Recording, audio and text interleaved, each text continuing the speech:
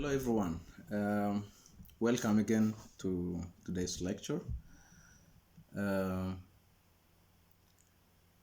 as you all know, last time we have defined the notion of modules, and we have seen some of the examples of modules. And I think we stopped at a point by examples, that is this example, by showing this example how we can make an S module an R module using these properties, using this ring homomorphism.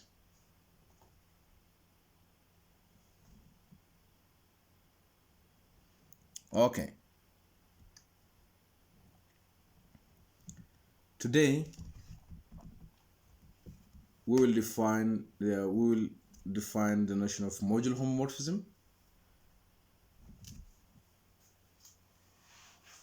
You know that group homomorphism. You also know that ring homomorphism. Again, you know that linear transformation. Okay, and we know under what condition we call the map between two groups is group homomorphism, and the same is ring linear transformation. Now the map between two modules, two R modules, when do we say they are homomorphism? Let's see the definition. Let R be a ring and let Mn be R modules. A map phi from M to N is called an R module homomorphism or R linear if for all R an element of R and M plus N is an element of M. So the first property we see with respect to addition, phi of M plus N should be equal to this one. And the second one is with scalar multiplication, phi Rm, then R of phi M. So this is because our M is abelian group. So this the first step is additive group homomorphism, and the second one. So if an R is a division ring, then an R module homomorphism is called a linear transformation. This is because a module over a division ring is a vector space. An R homomorphism of an R modules is also called an R linear mapping or simply linear mapping.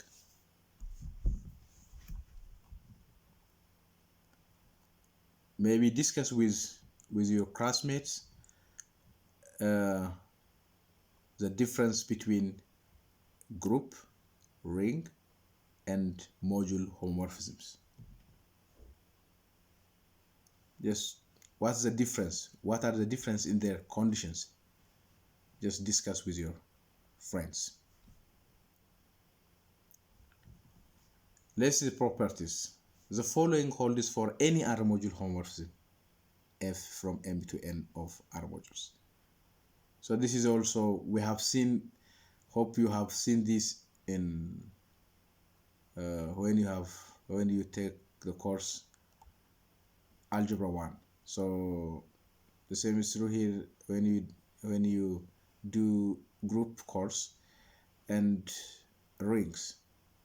So you see the same property there. Because this minus is here is because it's additive.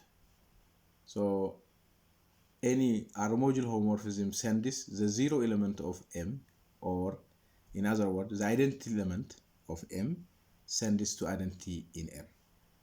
And the inverse, minus x is the inverse of x.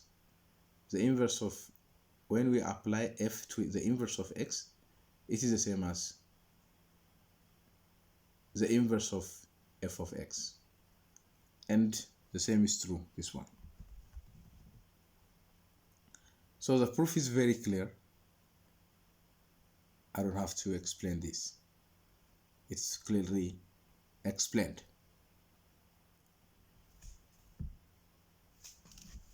Now, the set of all R homomorphisms of R module M into an R module N is denoted by hom R Mn.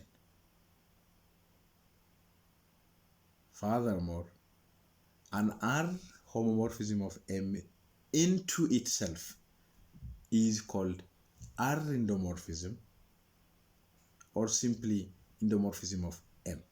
And the set of all R endomorphism of M is denoted by ind R of M, or simply ind M when R is clear from context.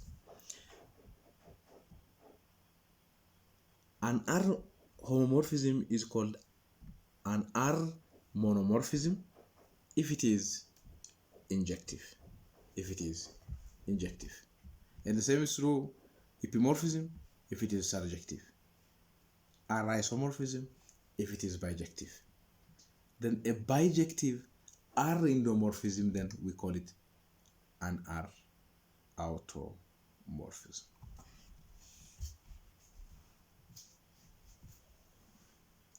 As a group discussion, if there is an R isomorphism of M onto N, then we say that M is R isomorphic to N, and denote this by this.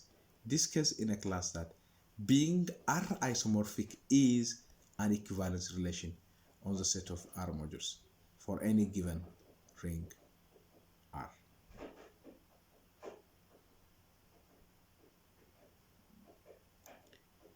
Let f from M to N be an R homomorphism of these modules. Now we define this set to be the kernel of F and denoted by kerf.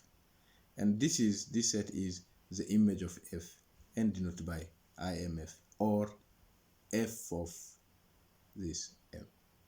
F of this M. So the elements of the kernel is, from group, from ring. So it's an element of M whose image is 0 in N. Remark, if we have homomorphism of R modules, then F is R module monomorphism if and only if the kernel is the set containing 0. Okay, this is from clear.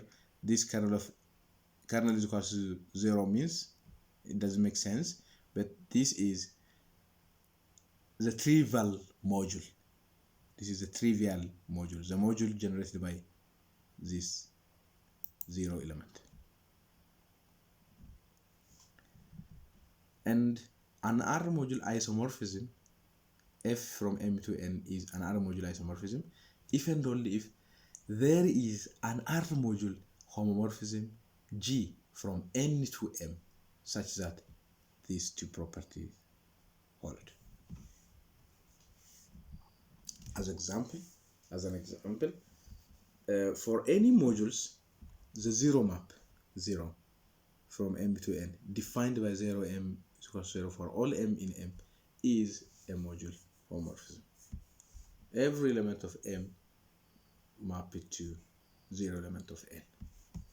As a discussion, let R be a ring, shows that the ring Rx of polynomials is an R module.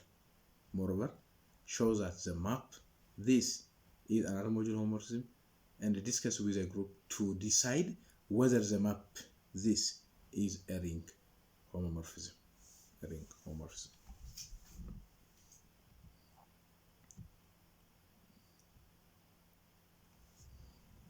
submodules.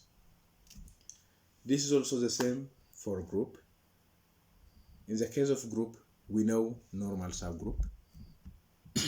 In the case of ring, we know ideal. Now in the case of module, we have submodule. So let M be another module, and an empty subset N of M is called a submodule of M if for all Mn, an element of N, and R, an element of capital R, if these two conditions holds. M plus N should be in N, and Rm should be in N.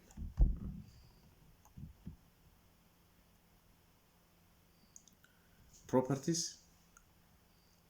Let R be a ring with unity and M be another module. Then the following are equivalent to each other for any subset N of M. That is, N is another module of M, another submodule of M. Next, N is non-empty, and if this condition holds for all AB in R and XY in N. Next, N contains 0 and AX minus BY element of N for all this.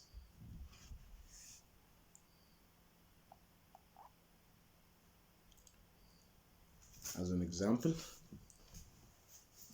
we have any ring R and consider the set Rx of all polynomials over R. Then Rx is an R module under the usual addition and multiplication of polynomials.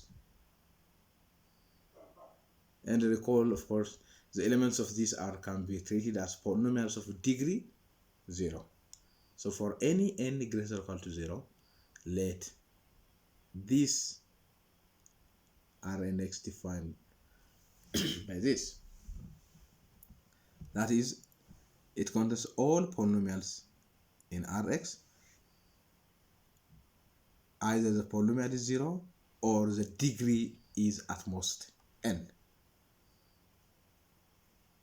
Then this is another submodule of Rx.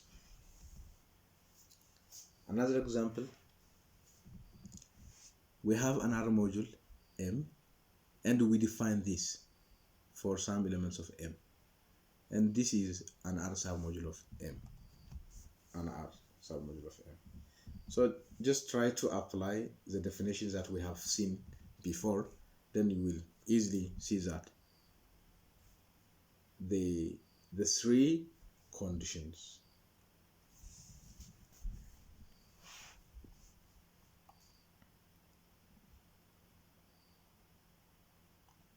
So maybe we will wind up today's class, by checking some of these, maybe proving this by proving part B.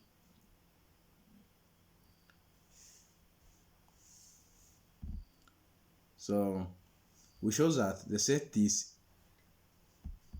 is the smallest submodule of M containing X. Clearly X is an element of N. If we take R is equal to 0 and N is equal to 1, then N is non-empty. Let Y1 and Y2 be element of N by definition. Okay, elements of N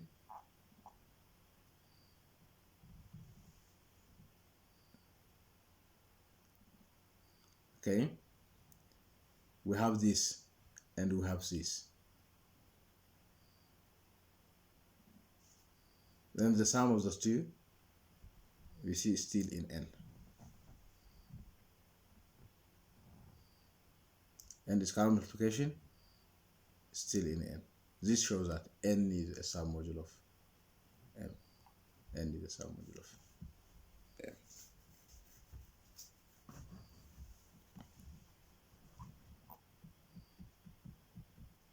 So here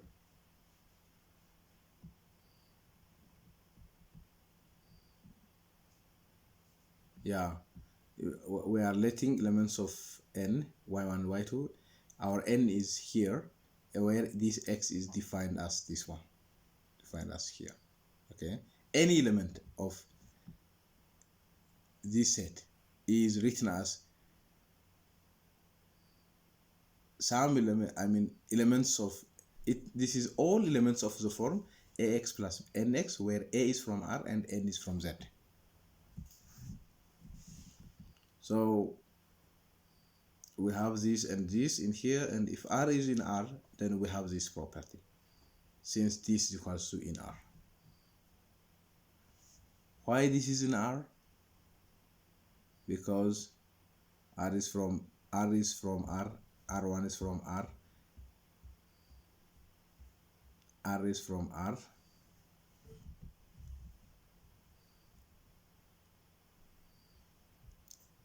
and N1 is from Z. N1 is from Z. So Rn1 is like combination of